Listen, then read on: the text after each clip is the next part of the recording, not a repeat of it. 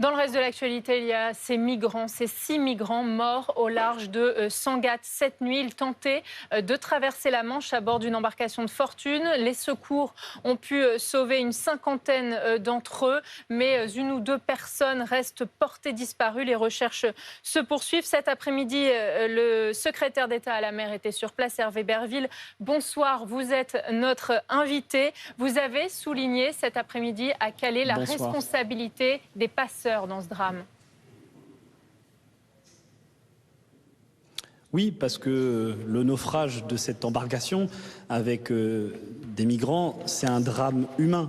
Et derrière ce drame humain, il y a des trafiquants, il y a des criminels qui se livrent à des activités et qui envoient littéralement à la mort dans ces routes maritimes dangereuses des jeunes, des femmes et des adultes. Et donc, moi, ma présence, c'était d'abord au nom du gouvernement, du président de la République et de la Première ministre, c'était bien évidemment de dire toutes nos pensées émues aux victimes, aux familles, aux proches, et puis aussi d'accompagner les rescapés. Et ici, il faut saluer le travail vraiment méticuleux, rigoureux et en même temps plein d'humanité des services de l'État, de la SNSM, des pompiers, des personnels du CROSS. Je suis ici au CROSS accompagné du secrétaire général de la mer et du préfet maritime et du préfet. Et donc c'est toute l'action de l'État en mer, c'est tout l'État qui a été mobilisé pour sauver le maximum de vies. Et nous avons déployé des moyens rapides, efficaces et massifs qui nous ont permis, comme vous l'avez dit, eh bien,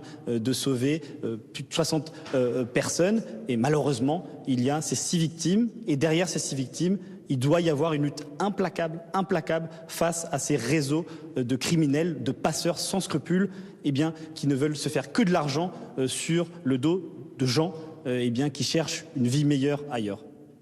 Monsieur Berville, vous dites que donc, la responsabilité est la première est celle des passeurs, et on le comprend bien, mais nous avions tout à l'heure un membre de l'association Utopia 56 qui nous disait que les autorités françaises en fait, chassent les migrants des camps près de Calais et qu'ils vont prendre la mer un peu plus loin, ce qui rallonge en fait, la traversée. Est-ce que la France n'est pas aussi en partie responsable ? La France et l'opération de secours et de sauvetage que nous avions en mer, la France sauve des vies. Rendez-vous compte, c'est plus de 2000 personnes, 2000 migrants qui, depuis le début de l'année, ont été sauvés. C'est grâce au travail aussi à terre, 30% d'embarcations en moins, parce qu'il y a un travail rigoureux des forces de l'ordre. Il y a un travail aussi d'associations que j'ai rencontrées tout à l'heure, eh bien, qui dissuadent, qui font de la prévention pour dire que eh bien, prendre ces routes-là, c'est quelque chose de très dangereux. Et donc, c'est tout l'honneur de la France, c'est tout l'honneur de la gendarmerie, de la marine nationale, de la SNSM, des personnels du CROSS, que de participer au quotidien, 24 heures sur 24. J'étais en train de discuter et de faire le point avec les personnels du CROSS. Si vous voyez leurs yeux, certains n'ont pas dormi depuis plus de 24 heures parce qu'ils sont en état d'alerte quotidienne, jour et nuit.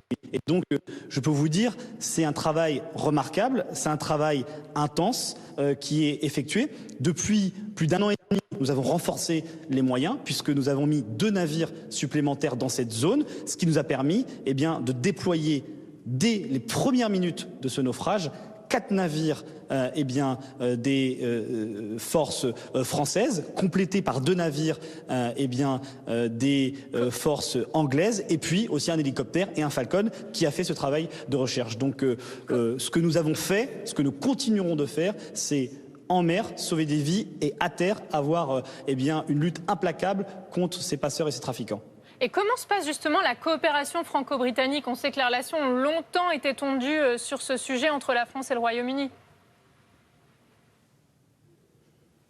Ça a été une coopération pour cette opération, et depuis déjà des mois, qui est exemplaire et qui fonctionne, qui permet rapidement eh bien, de pouvoir déployer, grâce aussi au travail des personnels des CROSS, bien évidemment la préfecture maritime et du SGMR, eh bien, de pouvoir déployer les moyens les plus adaptés au plus près des embarcations. Et à partir de 5h45, quand nous avons eh bien, vu qu'il y avait des gens qui étaient en mer, et donc il y avait ces noyades, ce risque de mort, c'est tout de suite un déploiement franco-britannique qui s'est fait et qui a permis de sauver des vies. C'est ce que nous faisons au quotidien et nous renforçons, vous l'avez vu, puisque le ministère de l'Intérieur français et le Homeland aussi, Security du ministère anglais a fait ce travail de coopération pour faire en sorte qu'il y ait moins de passeurs, qu'on soit intraitable avec ces trafiquants et que dans les opérations de secours, il y ait la fluidité la plus grande pour sauver le plus rapidement possible et le plus efficacement possible des vies humaines. Alors vous l'avez dit, on est content qu'il y ait eu 50 personnes qui ont été sauvées par les autorités à la fois françaises et anglaises. Néanmoins, il y a quand même 6 morts ce soir. Il faut régler le problème conjoncturel, c'est-à-dire que oui, il faut aller aider les migrants quand ils traversent la mer et les secourir, mais comment on traite le problème à la racine? Parce que des migrants, il y en a des centaines qui arrivent tous les jours dans le nord de la France. Comment on peut réguler cette arrivée massive de migrants? D'abord, c'est bien évidemment un travail avec les pays d'origine. C'est tout le sujet à la fois des textes sur l'aide publique au développement, les textes sur la coopération, et c'est bien évidemment la loi sur l'immigration qui viendra à l'Assemblée nationale et au Sénat. Et puis, c'est le travail qui a été considérablement renforcé depuis 3 ans au moins, d'avoir cette surveillance sur tout le littoral pour justement empêcher qu'il y ait ces départs. Et c'est plus de 30% en moins cette année d'embarcations, et c'est 60% de départs qui a été empêché grâce au travail des forces de sécurité. Et donc c'est un travail qui est compliqué parce qu'à chaque fois qu'on arrive à être efficace sur une zone, sur un point, ça se déplace. Et donc nous, ce que nous faisons, c'est que nous mettons des moyens supplémentaires, c'est que nous faisons ce travail avec aussi un certain nombre de pays de départ, et que nous faisons ce travail de coopération avec les Anglais pour avoir une stratégie, une politique qui soit la plus cohérente, la plus large et la plus complète possible. Et donc c'est à la fois en mer, à terre, au niveau bien évidemment de l'Union européenne, parce que c'est une politique aussi qui doit se régler au niveau européen. C'est ce qu'on a fait d'ailleurs l'Union européenne, et donc c'est tout ça qu'on mène de front, c'est tout ça qui porte des résultats, puisque comme je vous l'ai dit, il y a des milliers de vies qui sont sauvées chaque année, mais c'est un travail qui doit sans cesse être renouvelé, et c'est ce que nous faisons ici. Et le message que j'ai voulu adresser au nom du président de la République et de la Première ministre, c'est de dire qu'on va continuer à soutenir les bénévoles, par exemple, de la SNSM qui s'engagent, les forces de sécurité, la marine nationale, les personnels des crosses qui font un travail remarquable au quotidien dans des conditions qui sont parfois dantesques. Imaginez-vous qu'il y avait un vent de force 3, force 4, avec des conditions météorologiques qui rendent très difficiles ces opérations de secours. Et donc, nous allons renforcer encore ces moyens pour être le plus efficace et faire en sorte d'avoir bien évidemment une politique la plus humaine possible, parce que derrière tout ça, il y a des vies, il y a des gens qui risquent leur vie pour traverser la Manche. Et donc on doit absolument protéger ces vies humaines. C'est ce que nous faisons, c'est ce que nous continuons de faire.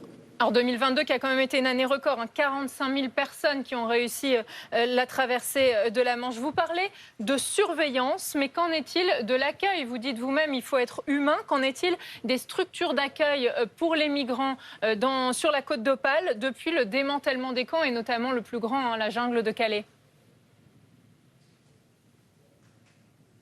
Je crois que les services de l'État, notamment le préfet, ont travaillé vraiment d'arrache-pied pour avoir un accueil qui soit adapté à la situation. Et on travaille avec notamment les collectivités pour continuellement adapter les dispositifs. Mais il faut le reconnaître, c'est qu'il y a des moments, et on l'a vu l'année dernière en 2022, où il y a un afflux important. Et face à cet afflux important, nous adaptons les dispositifs, qui soient les dispositifs pour éviter que les personnes prennent la mer, les dispositifs pour accompagner les migrants quand elles sont sur le territoire national, et puis les dispositifs d'opération de secours. C'est la raison pour laquelle nous avons équipé nos forces de sauvetage de drones supplémentaires, de navires supplémentaires. Et donc, vous voyez, face à cette situation qui recouvre de nombreux défis, nous adaptons continuellement avec le secrétaire général à la mer qui a la responsabilité de coordonner cette action de l'État en mer sous l'autorité de la Première ministre, d'adapter le dispositif et c'est ce que nous faisons. Vous le disiez, les principaux responsables, ce sont les passeurs. Comment la France fait pour lutter contre ces réseaux ? Coopération sécuritaire avec notamment la Belgique, avec l'Allemagne, puisque c'est de là où sont généralement achetés des navires et tout simplement, dès qu'ils sont appréhendés, avoir la plus grande fermeté. C'est ce que nous faisons depuis des mois. Et puis, c'est un travail aussi de coopération internationale, parce que ce sont souvent, vous savez, des réseaux internationaux. Et ce sont des trafics qui se nourrissent l'un l'autre. C'est parfois des criminels qui sont dans la drogue, qui se livrent aussi à ce trafic d'humains. Donc c'est toute la stratégie qui est la nôtre sur à la fois plus de renseignement territorial, plus de coopération internationale, plus de policiers et de gendarmes sur le terrain. Et c'est ça qui nous permet d'appréhender plus de personnes, c'est ce qui nous permet d'avoir moins de sorties en mer et donc d'avoir là aussi une diminution du nombre d'embarcations et de personnes pour ce début d'année 2023 par rapport à l'année précédente. Merci beaucoup Hervé Berville, secrétaire d'État chargé de la mer. Merci beaucoup d'avoir répondu à nos questions sur BFM TV.